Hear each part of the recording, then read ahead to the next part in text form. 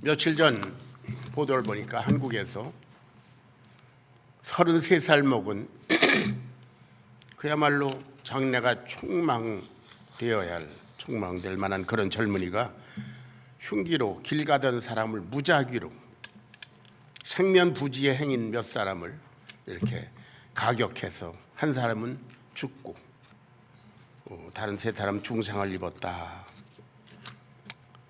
이런 끔찍한 기사를 읽었습니다. 정말 날벼락 같은 그런 얘기죠. 그저 길을 지나가는데 누군가 와서 등에다 칼을 꽂는 이런 상상하기도 힘든 그런 일이 백주 대낮에 벌어졌습니다. 그 이유를 물어보니까 내가 불행해서 남도 불행했으면 좋겠다. 그래서 그런 짓을 벌였다고 그렇게 진술했다고 합니다. 세상이 미쳐 돌아가는 것 같은 그런 느낌을 받습니다. 여러분, 우크라이나 러시아 전쟁이 벌써 참 해를 넘기고 있습니다. 어느 쪽의 잘잘못을 따지기 전에 우리 그리스도인들이 봐야 할 것은 그 전쟁의 참화로 인해서 희생되는 수많은 아까운 목숨들입니다. 군인이든 민간인이든 어린아이든 남녀노소 할 것 없이 전쟁은 무자비하게 그 귀한 목숨들을 앗아갑니다. 그들은 다 누구의 사랑하는 아들이요, 딸이요, 자녀들이요, 아버지고 남편이고 형제며 친구입니다. 정말 저주받은 것 같은 그런 세상입니다. 그런데 러시아의 군대는 독전대라는 게 있답니다. 전쟁 때에서 러시아 군대가 싸우다가 후퇴해서 돌아오면 독전대는 뒤에서 후퇴하는 아군들을 쏴 죽인다는 거죠. 그러니까 뒤로 후퇴해도 죽고 앞으로 전진해도 죽고. 여러분, 이게 저주받은 세상이 아니고 무엇입니까?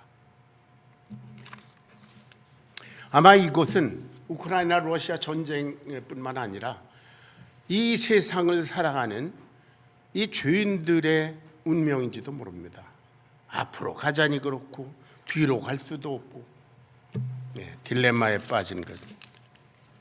지금 당장 이 시간에 전 세계에서 굶주리는 기아선상에서 허덕이는 인구가 8억 명이라고 합니다. 우리들은 음식이 남아서 버리고 그리고 살을 빼기 위해서 돈을 쓰고 운동을 하고 그런가 하면 8억 명이 먹을 것 마실 물이 없어서 굶주리고 있다고 합니다. 인간들은 사상, 이념, 종교의 차이로 인해서 그 갈등을 해소하지 못해서 그리고 자기의 이익을 위해서 죽고 죽이고 그런 전쟁이 끊이지 않고 있습니다. 수많은 종류의 끔찍한 범죄, 현대의학으로도 해결할 수 없는 그런 각종 질병들, 그것을 인간들이 실험하고 있습니다. 하나님 보시기에 저와 여러분은 저주받은 세상에서 살고 있습니다. 그뿐만 아니라 저와 여러분을 포함해서 이 세상 인간들은 사실 시시각각으로 죽어가고 있습니다. 그게 우리의 실존입니다. 우리가 그걸 생각하기 싫어서 생각을 안 하고 그저 현실에 안주하려고 해서 그렇지 우리는 지금 시시각각 죽어가고 있습니다. 저도 이제 3년 있다가 죽을지 5년 있다 죽을지 이제 저도 죽음이 턱 밑에까지 왔습니다.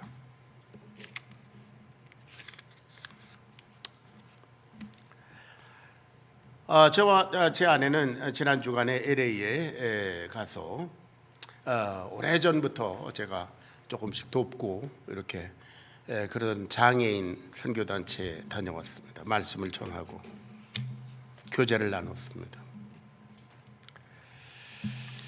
그 장애우들은 어떤 사람은 뇌성마비, 또 어떤 사람은 스트로크 또는 교통사고, 또 범죄 피해자 등등 여러 가지로 인해서 여러 군데 장애를 겪는 그런 분들입니다.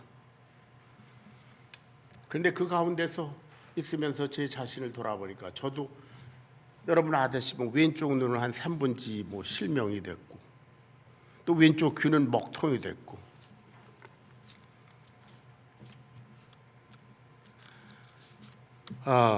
저 자신도 장애인인 것을 실감했습니다.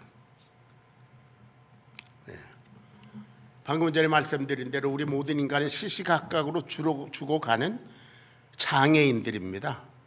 지금 이 세상에 70억 인구가 있으면 이게 다 장애인들이에요. 창세기 13장 17절 같이 읽어보겠습니다. 다 같이 시작. 아담에게 이르시되 네가 네 아내의 말을 듣고 내가 너더러 먹지 말라 한 나무의 실과를 먹었은즉 땅은 너로 인하여 저주를 받고 너는 종신토록 수고하다가 그 소산을 먹으리라. 무엇입니까? 우리의 조상 아담이 하나님의 말씀을 거역한 것입니다. 그 결과 땅이 저주를 받았다. 그래서 땅이 가시나무와 엉겅퀴를 내고 그뿐입니까? 온갖 해충이 득실하고 잡초가 있고 야생동물의 세계를 보면 먹고 먹이고 피 흘리는 것, 생존 경쟁, 천재지변, 각종 질병과 끊임없는 그런 비극들이 이루어지고 있습니다. 그래서 로마서 8장 22절에서 하나님은 사도 바울을 통해서 이렇게 말씀하십니다. 8장 22절 다 같이 시작. 피조물이 다 이제까지 함께 탄식하며 함께 고통하는 것을 우리가 안다.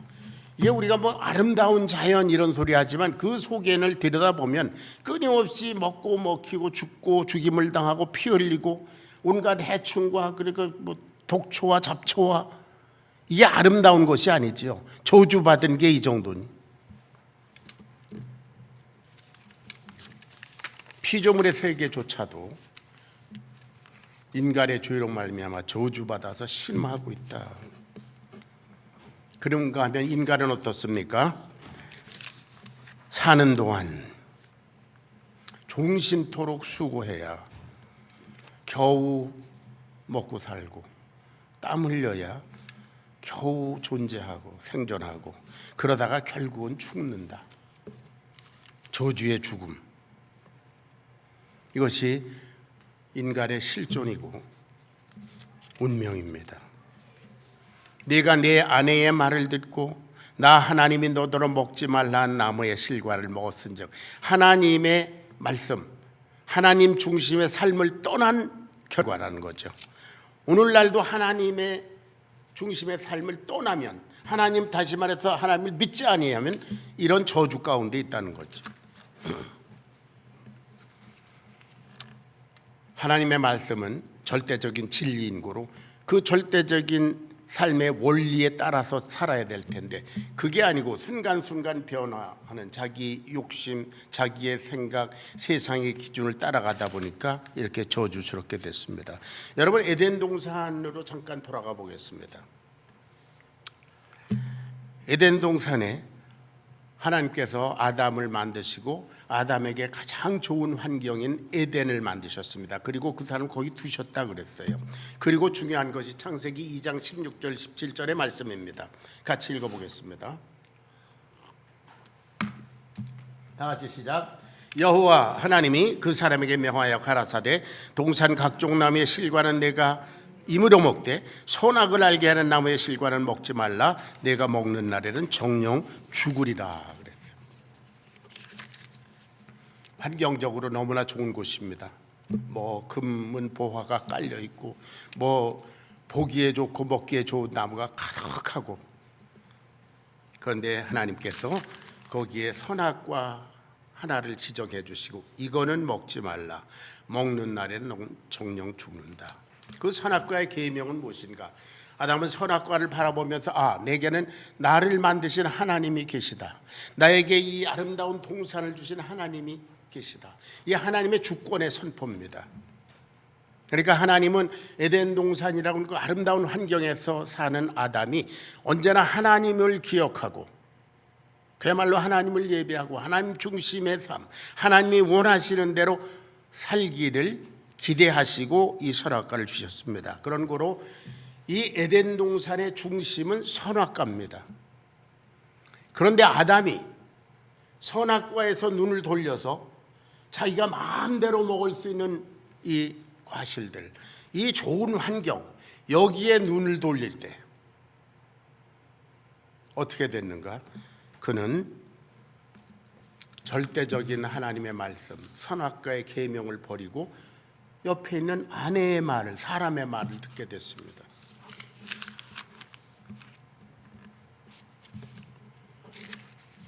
여러분, 우리가 우리의 삶의 현장에서 교회도 마찬가지고 가정도 마찬가지입니다. 저와 여러분이 믿는 하나님, 하나님의 아들 예수, 우리의 주님, 그분에게 날마다 초점을 맞추고 살지 않으면 우리들은 환경에 눈을 돌리게 되고 환경 조건에 따라서 우리는 하나님을 믿지 않는 사람처럼 살 수가 있습니다.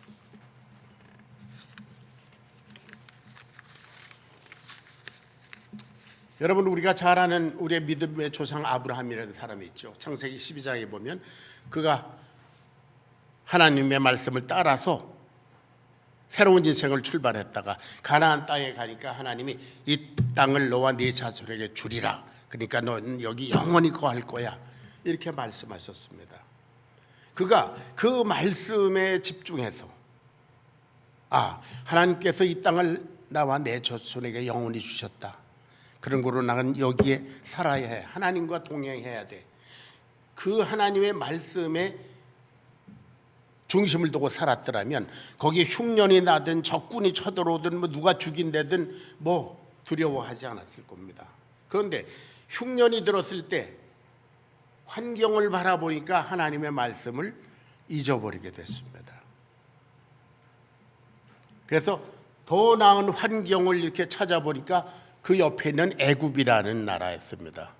그래서 하나님과의 약속을 저버리고 애굽으로 점프해 갔죠. 그래서 거기서 당한 고통은 여러분들이 성경에서 잘 아십니다. 성경에는 많은 사람들이 등장합니다. 두 가지를 나누면 하나님의 말씀에 의거해서 하나님 중심적으로 산 사람과 그렇지 않아서 실패한 사람들의 얘기입니다. 여러분, 거듭 말씀드릴 건데 우리는 지금 그럴듯하게 사는 것 같지만 저주받은 환경에서 삽니다. 저주받은 세상이에요. 우리는 이런 곳에서 나름대로 잘 살아보겠다고 열심히 땀 흘리며 애쓰고 있습니다. 그렇지만 잠깐 삶의 걸음을 멈추고 생각해 보십시오. 오늘 이 시간 나의 인생은 죽음으로 끝날 텐데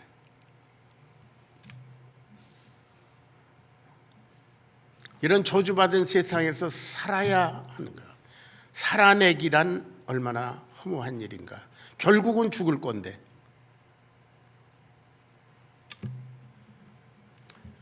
전도서에 그런 말씀이 있죠. 어리석은 자의 마음은 잔치집에 있지만 지혜로운 자의 마음은 초상집에 있다.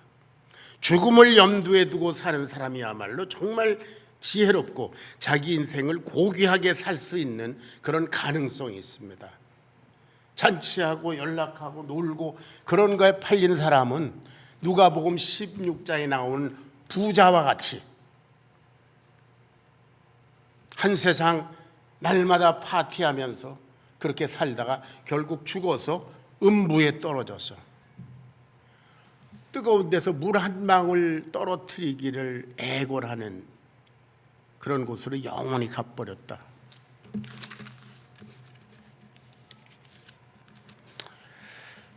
그래서 수많은 사람들이 인류 역사상 어떻게 사는 것이 인간에게 가장 합리적이고 아름답고 성공적인가 생각해 봤습니다. 추구해 봤는데 길을 못 찾았어요. 아직도 인간들은 찾고 있는 중입니다. 그런데 하나님께서는 이미 답을 주셨습니다. 자, 요한복음 3장 16절 다 같이 암송합니다. 시작. 하나님이 세상을 이처럼 사랑하사 독생자를 주셨으니 누구든지 저를 믿는 자마다 멸망치 않고 영생을 얻게 하려 하십니다. 이 저주받은 세상에 하나님께서 하나님의 아들의 모습으로 딱 개입하셨어요. 그래서 이 저주를 딱 끊어버리는 역사를 시작한 것이 2000년 전에 예수님의 십자가의 사가 아닙니까? 할렐루야. 저주의 사슬을 끊어버리는.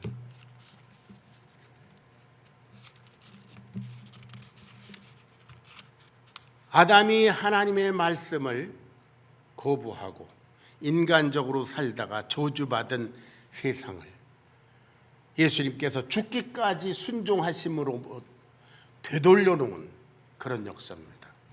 그리고 주님 말씀하셨죠. 요한복음 14장 6절 여러분 다 기억하십니다. 내가 곧 길이요 진리요 생명이니 나로 말미암지 않고는 아버지께로 올 자가 없느니라. 아담의 죄로 말미암아 실패해서 저주 받은 세상에 사는 자들아, 나로 말미암아 아버지께로 도로 에덴으로 돌아가라. 할렐루야. 이것이 복음입니다. 그동안에 이런 설교를 오랫동안 안 했잖아요. 너무 기초라서. 그런데 우리는 다시 기초 원리로 돌아가야 될 것 같아요. 내가 곧 길이요 진리요 생명이니 나로 말미암지 않고 아버지께로 갈 자가 없느니라. 예수님만이 유일한 길이다. 세상 사람들은 삶의 길이 여러 가지가 있다고 그러는데 예수님은 아니다. 나로 말미암지 않고는 except through me 안 된다. 그리고 마태복음 7장 13절에서 이같이 말씀하셨습니다. 다 같이 시작. 좁은 문으로 들어가라. 멸망으로 인도하는 문은 크고 그 길이 넓어 그리로 들어가는 자가 많고 그랬어요. 생명으로 인도하는 문 좁고 길이 협착하여 찾는 이가 적음이라. 세상 사람들은 넓은 길로 갑니다. 나 이렇게 살면 돼, 이렇게 살면 돼, 이렇게 사는 것이 행복의 길이야, 이게 성공의 길이야. 넓은 데로 간. 나 예수님은 말씀하십니다. 좁은 길로 가라. 내가 곧 길이요 진리요 생명이니 나를 따라오너라.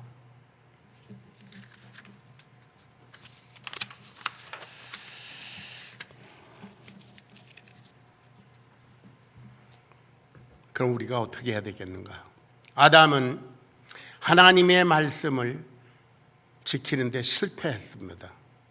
선악과의 계명을 버리고 스스로 저주에 빠졌습니다. 하나님을 믿는 우리들은 과연 어떻게 살아야 되는가? 우리의 신앙의 선진을 통해서 그 지혜를 가르쳐 주셨습니다. 시편 119편 11절을 읽어보겠습니다.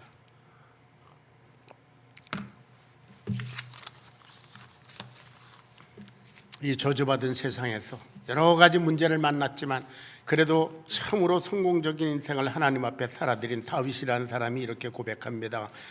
다 같이 시작. 내가 주께 범죄치 아니하리하여 주의 말씀을 내 마음에 두었나이다.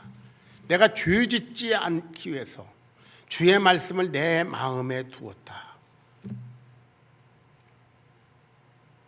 아담이 내버린 하나님의 말씀을 다윗은 그 말씀을 내 마음에 간직했습니다.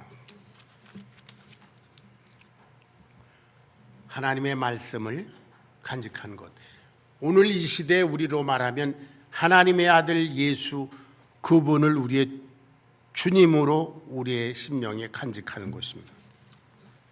다윗은 그래서 하나님의 마음에 합한 자가 되었습니다. 하나님의 말씀을 마음에 둔 사람은 그 삶의 내용이 어떤가?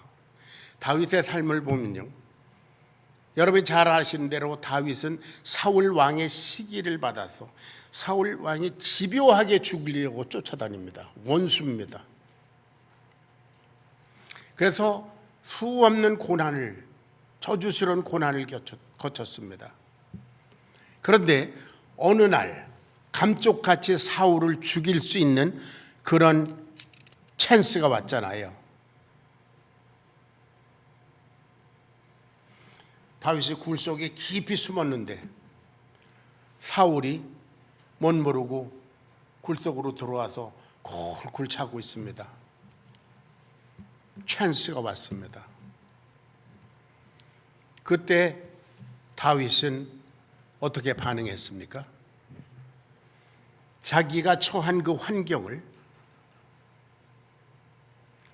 하나님께서 찬스를 주셨다 이러고 죽이지 않고 어떻게 했어요?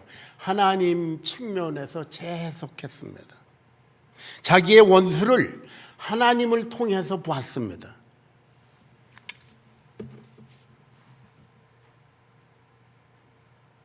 저 사람은 하나님이 기름 부으신 그런 세우신 왕이야. 그것을 내가 내 욕심대로, 내 뜻대로 죽일 수는 없다. 하나님을 통해서 재해석했습니다. 여러분, 우리가 원수를 어떻게 사랑할 수 있습니까?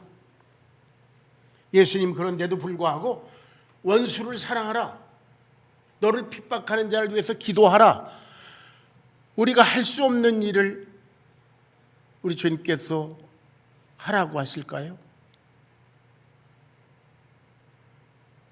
여러분, 사랑하는 자녀들에게 자녀들이 감당할 수 없는 일을 야 이거 해, 그렇게 5살 먹은 애한테 돈 벌어와 그렇게 하겠습니까? 우리에게 감당치 못할 시험을 허락하지 않습니다. 우리가 어떻게 원수를 사랑하고 우리를 핍박하는 자를 위해서 기도할 수 있는가? 하나님을 통해서 그를 보는 것입니다. 할렐루야. 다윗은 하나님의 말씀을 두었기 때문에 그의 모든 상황을 하나님을 통해서 재해석합니다. 그런가 하면 어떤 때는 다윗이 아들 압살롬에게 압살롬이 반란을 일으켜서 쫓겨갑니다. 아주 참담한 그런 꼴을 당하고 언제 죽을지 모르는 상황입니다. 그런데 사울 왕의 그 부하였던 시므이라는 사람이 거길 쫓아오면서 모래를 뿌리면서 돌을 던지면서 가거라 가거라 비루한 자여, 내가 사울의 집에 피를 흘리더니 내가 잘됐다, 꼴 좋다 이러고 막 저주를 퍼붓습니다. 상처난데 소금 뿌리는 것 같은. 그런데 그때 다윗의 장군 하나가 내가 저놈 갖다 죽일까요? 죽이면 참 속 시원하겠죠. 그런데 사무엘하 16장 11절 12절을 보겠습니다.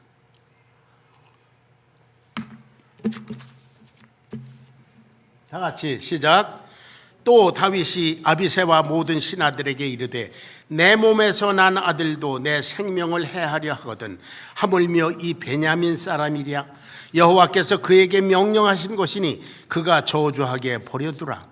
혹시 여호와께서 나의 원통함을 감찰하시리니 오늘 그 저주 때문에 여호와께서 손으로 내게 갚아 주시리라. 원수를 내 관점으로 보지 아니하고 내가 처한 비참한 형편을 환경적으로 해석하지 아니하고 하나님을 통해서 해석. 하나님이 저 시므이한테 나를 저주하라고 하셨구나. 맞아, 내가 사울의 집에 피를 많이 흘린 사람이야.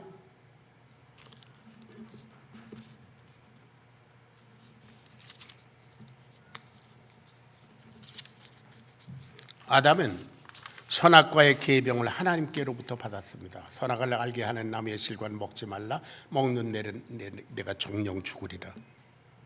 죽고 사는 문제인데요. 아담은 하나님의 말씀을 마음에 두지 않았던 것 같아요. 왜냐하면 사단이 유혹해 왔을 때, 아내가 하와가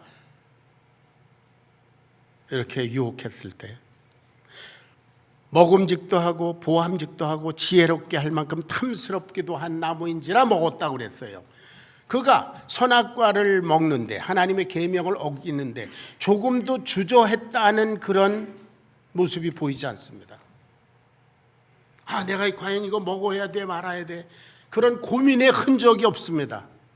하나님의 말씀을 마음에 두지 않고 하나님께서 자기의 주신 환경만을 이렇게 엔조이 하다가 실패했습니다.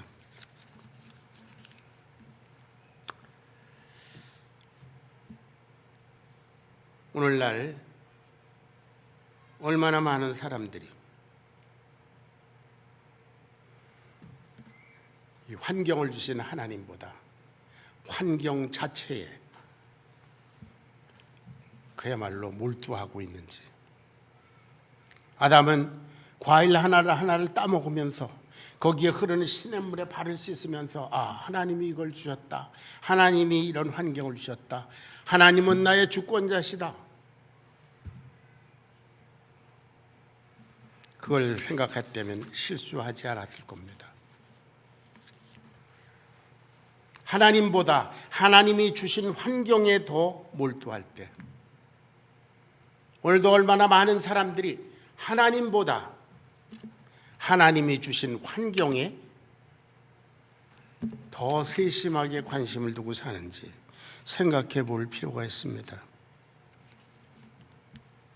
하나님의 말씀보다 사람의 말을 더 경청하는, 그래서 사도 바울은 고린도 후서 11장 19절에 고린도 교회에게 이렇게 탄식하는 말을 했습니다. 다 같이 시작. 너희는 지혜로운 자로서 어리석은 자들을 기쁘게 용납하는구나. 누가 너희로 종을 삼거나 잡아먹거나 사로잡거나 자고하다거나 뺨을 칠지라도 너희가 용납하는구나. 사람의 얘기는 잘 듣습니다. 유튜브의 얘기, 신문에 난 거, 검증되지 않은 소문, 그런 거는 잘 듣습니다.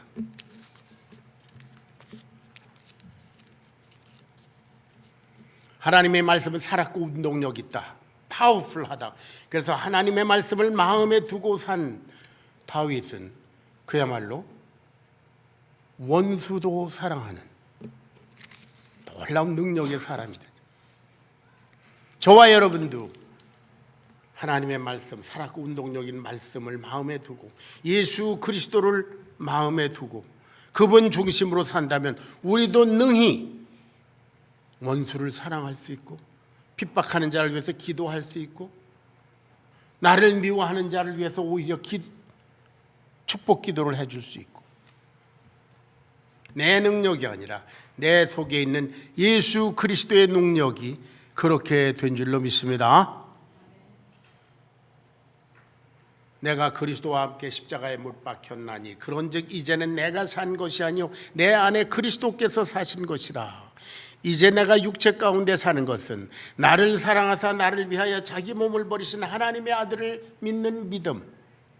나는 실패할지라도 하나님, 내 속에 계신 그분은 실패하실 수가 없다.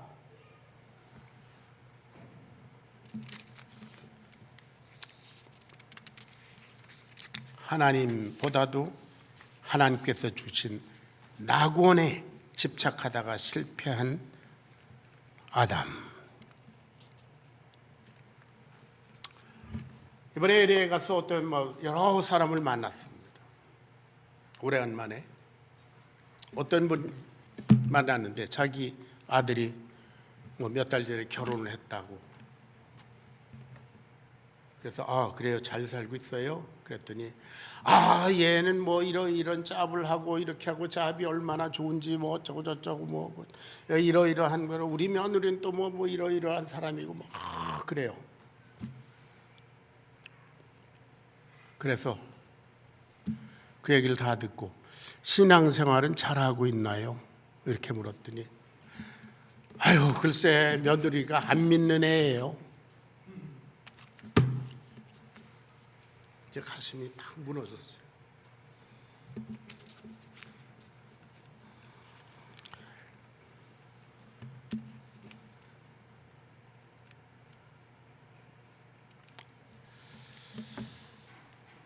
내가 목회를 한답시고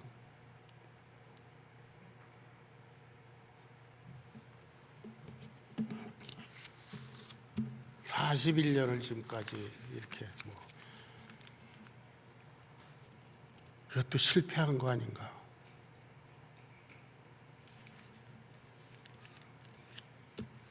여러분 대부분의 사람들이 다 이렇습니다.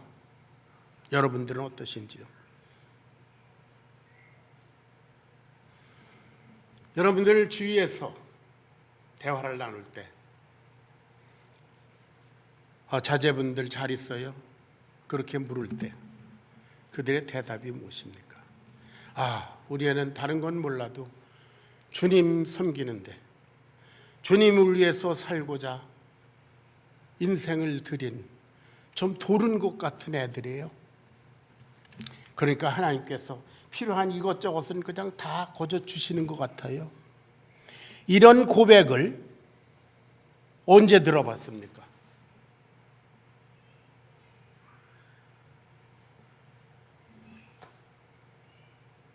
하나님께서 아담에게 에덴 동산을 주시고 동산 각종 나무의 실과는 네가 마음대로 먹어라. 그러나 선악을 알게 하는 나무의 실과는 먹지 말라. 목숨 걸어라. 그랬는데 거기에는 목숨을 걸지 않고 그저 동산 각종 나무의 실과와 그 환경을 이렇게 거기다 탐닉하다 결국 선악과의 계명에 어기고 저주받았잖아요.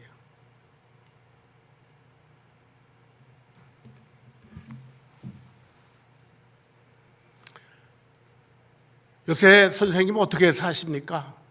전 잘 삽니다. 저는 주님 모시고 예배하고 전도하고 그리고 주님의 나라를 향해서 가는 것이 내 인생의 최고의 축복입니다. 라는 고백 여러분 얼마나 들어보십니까?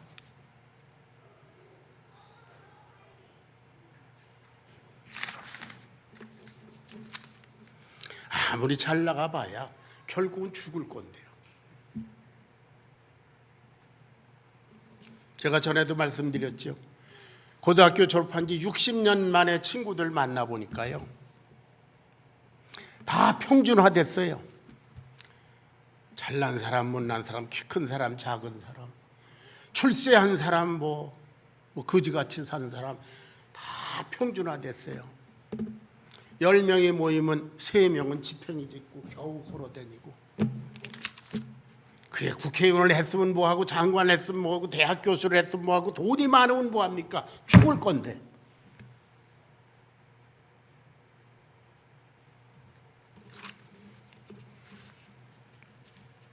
그런데 또 다른 만난 어떤 분은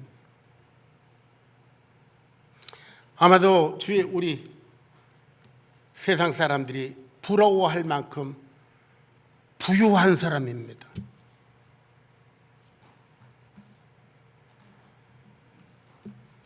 그런데 하나님께서 주신 그 부를 교회를 돕고 선교하는 데 돕고 장애인에게 돕고 모에게 돕고 다 기부하고 그러면서 목사님 우리 애들이 아직도 예수님 안 믿어요. 내가 그 생각하면 눈을 못 감겠어요.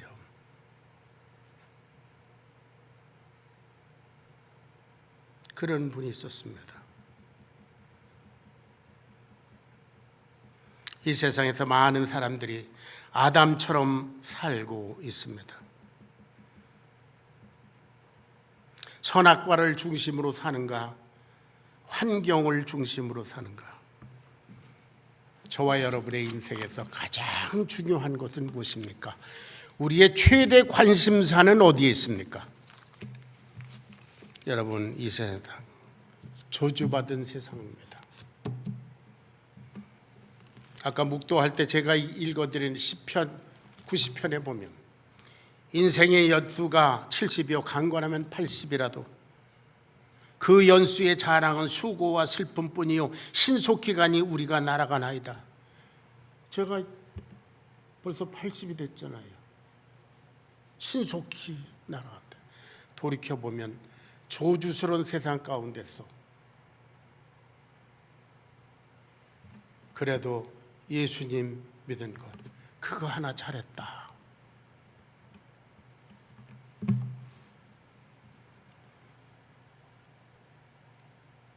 마태복음 7장 13절 다시 한번 봉독해 보겠습니다.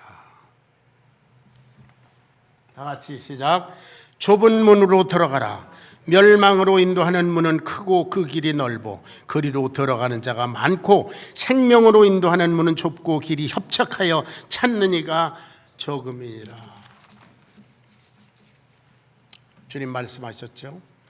아무도 이제 나를 따라오려거든 자기를 부인하고 날마다 제 십자가를 지고 나를 따라오노라. 그것이 생명의 길이다. 여러분, 주님 따라감으로 말미암아 이 저주받은 세상에서도 에덴과 같은 축복을 누리는 천국의 삶을 살아가다 주님 영광 중에 만나 뵈올 여러분 되시기를 주의 이름으로 축원합니다. 기도하겠습니다. 고마우신 아버지, 참으로 기초적인 얘기를 오늘 나누었습니다. 우리 각자의 최대 관심사는 무엇인지요? 무엇을 중심으로 사는지요?